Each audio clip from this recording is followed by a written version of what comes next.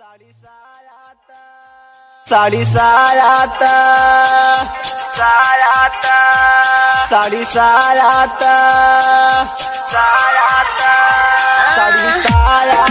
लेके रोजा सोएला सखी। साड़ी सायात लेके रोजा सोएला सखी। मिला सोड़ा से सामान मोरा धोएला सखी।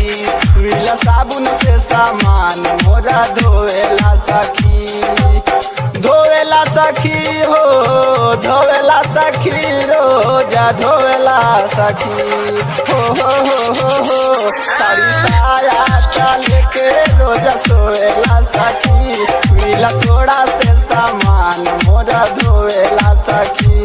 मिला साबुन से सामान मोरा धोवेला सखी। मिला सोड़ा से सामान मोरा धोवेला सखी।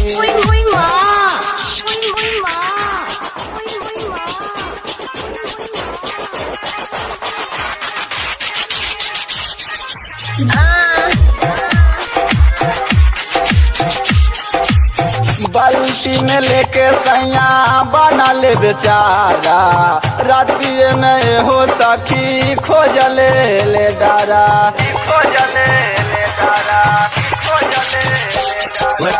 बाल्टी में लेके सैया बना ले बेचारा।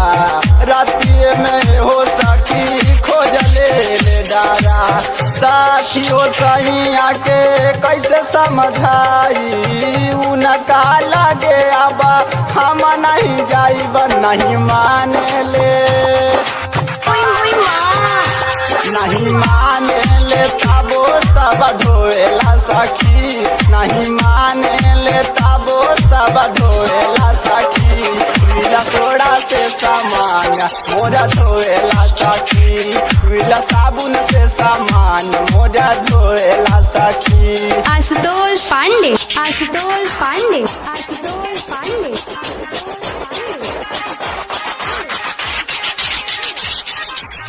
रातिए में हमारा के देखावे ले जवानी। हमारा ऊपर सखी डाल देले पानी। अच्छा रातिए में हमारा के देखावे ले जवानी। हमारा ऊपर सखी डाल देले पानी। खूब गुहा चाल देले न हमारो सामान के वो करा के राखी देले। डोरिए के स्थान के अब उनका से अब उनका से पूछाऊ न होएला सखी। अब उनका से पूछाऊ न होएला सखी। मिला सोड़ा से सामान मोरा धोएला सखी। मिला साबुन से सामान मोरा धोएला सखी। धोएला सखी हो धोएला सखी रोजा धोएला सखी हो। साड़ी सायात लेके रोजा सोएला सखी। साड़ी सायात लेके रोजा सोएला सखी। मिला साबुन से सामान मोरा धोएला। आशुतोष पांडे मिला सोड़ा से सामान मोरा धोएला सखी। मिला सोड़ा से सामान मोरा धोएला सखी।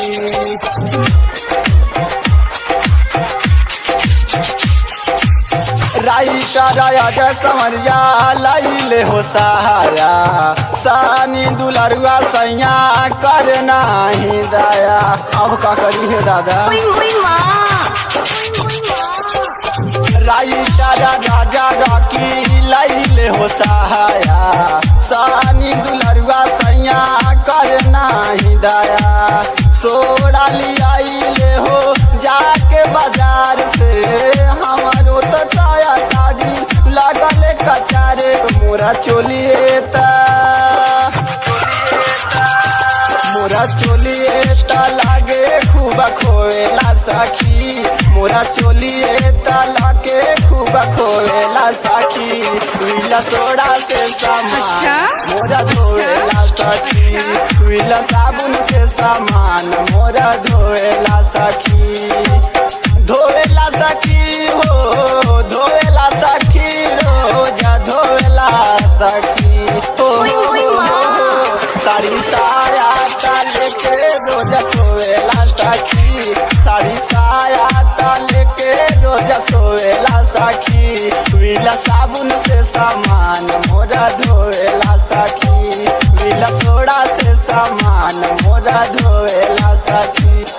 गइल थोड़ा से सामान मोरा धोवेला सखी।